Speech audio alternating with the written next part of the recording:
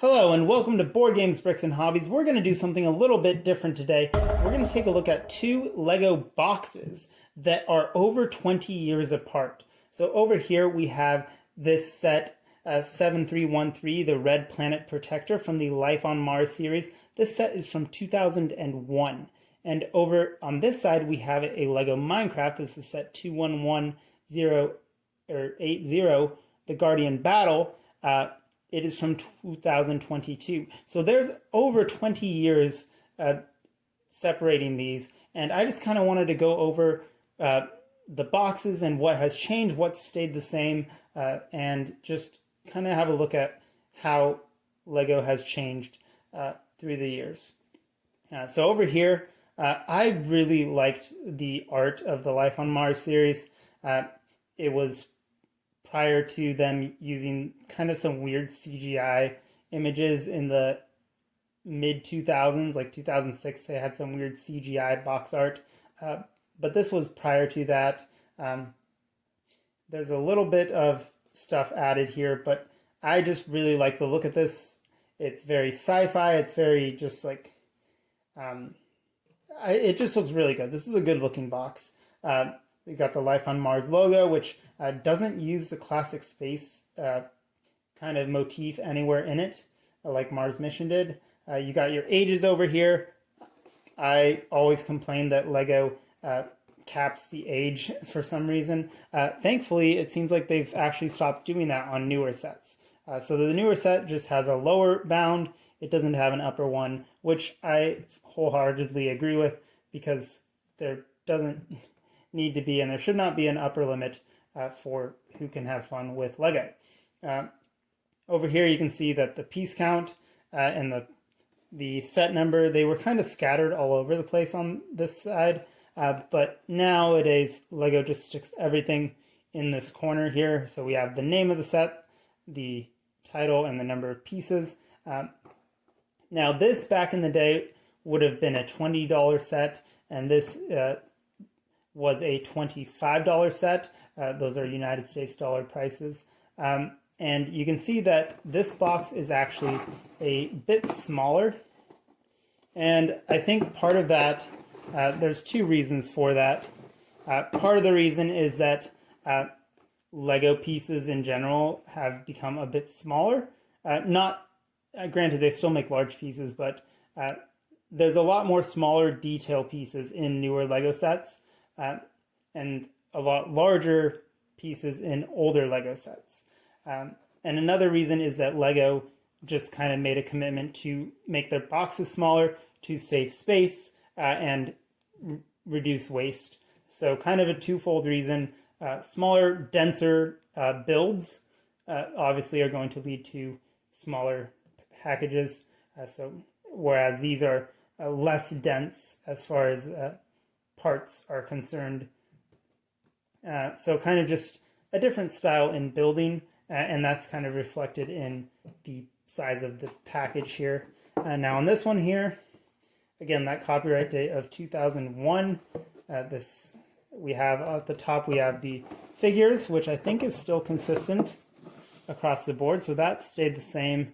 The only difference is nowadays they put actual size here. I don't know if that is actual size. It looks pretty close. And then the other figures that are included, sometimes they will put them in the corner. And I know the Marvel sets like to put the figures in the corner because that's a big draw for people. And so yeah, the Lego logo still in the corner. They consolidated the information, and then you still have your figure here on the top. Now this one has where it's made. This is a pretty big difference. The bottom here, is it actually on the side? It might be on the side. Here we go. So on the side of this, components made in Denmark, Switzerland, and USA. Wow. Yeah, Lego has not made things in the USA. They still have their headquarters, headquarters here in the United States. It's moving from Connecticut to Massachusetts, but they no longer have a factory, to my knowledge, because they now have factories in other places. So We have Denmark, Switzerland, USA. 3 locations on this first one here. I'm sorry if that was out of frame. So 3 locations on this first one, and then down here we have Denmark, Mexico, Hungary, China, Czech Republic. So we lost the United States and we gained China and Mexico and Czech Republic. So there's that. I'm not going to get into that because if we go into that, then there will be some opinions that are shared that might not be in agreement with some people. But yeah, the warning, choking hazard, small parts, that I believe is a mandated federal thing in the United States. And this set actually doesn't have it on it. I'm surprised. Usually they put it on the front of the box. I guess it's on the side. That's interesting. So yeah, I was under the impression that that was on the front of the box now, but I guess in this instance they are both on the side. We have an advertisement for Lego Life, which I believe is the magazine, or is it an app? I'm not sure. I don't really follow that. Over here we have the Lego.com, which looks like it was done with, what is that, Microsoft 2000? Probably. Or Microsoft ME. That's probably ME. But that obviously is old, but still the same website, lego.com.